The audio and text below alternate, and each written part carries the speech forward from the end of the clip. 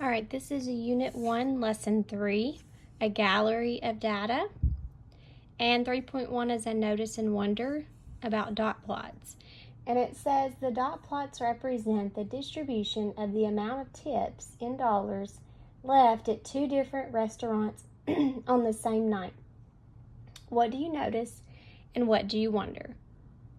Well, first off, looking at these, they look like they are exactly the same shape. It's just this one starts at 1 and this one starts at 8.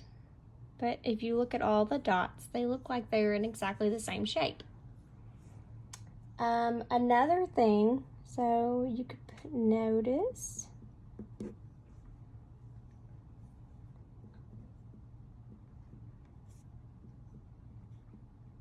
they look like they have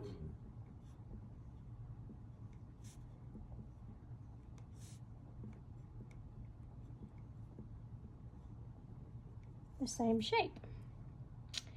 And then something else is looking at these. This one looks the exact same as this one, only it's shifted up. If I go from 1 to 8, that means it's shifted up 7, 2 to 9, 3 to 10, 4 to... So the second dot plot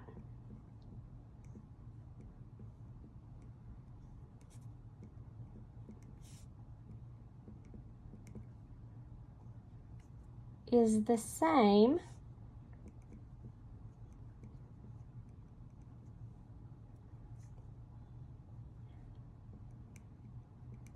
data shifted up, and it's just shifted up by $7. Just remember, this is talking about the amount of tips. All right, so things that you could wonder. Of course, this is not going to cover all of those, but just some things that you could wonder is, what if we did a box plot of this data? What would the box plot look like?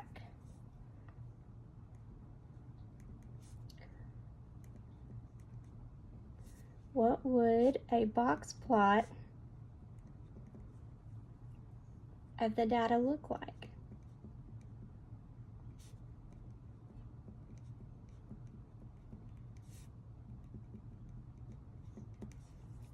And what about this $17 tip? How much did their meal cost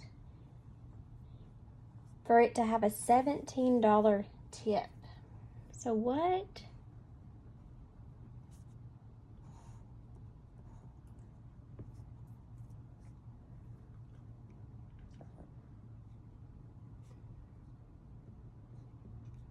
So what would the meal cost?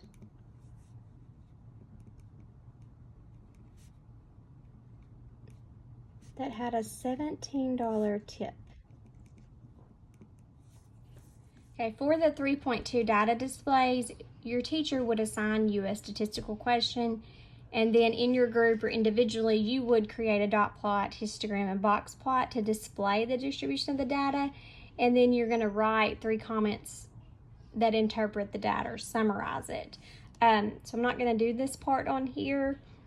I will have other examples of how to create dot plot, box plots, and histograms a little later, or we can talk about it in the lesson summary.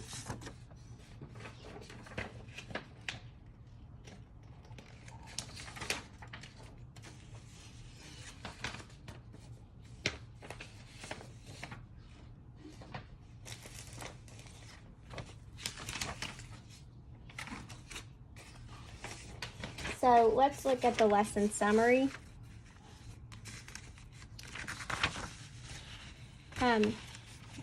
So it has all this data here, and it says, you can represent the distribution in several different forms: lists, dot plots, histograms, and box plots.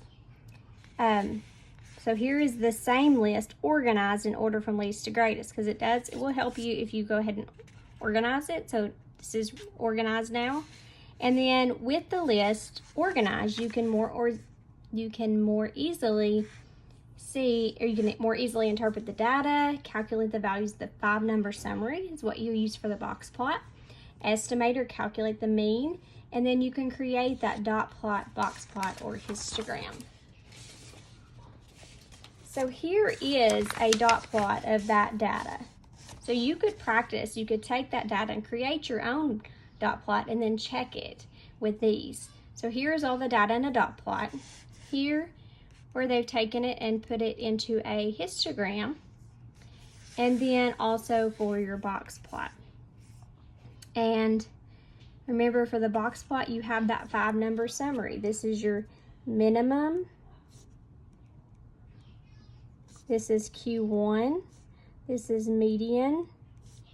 This is Q3, and this is going to be your max, or maximum here. So all those vertical lines are what these are.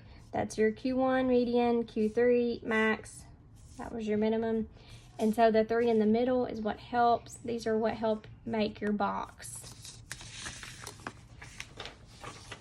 All right, that is all for lesson 3. I will come back at some point and do some practice problems just to help you out on those.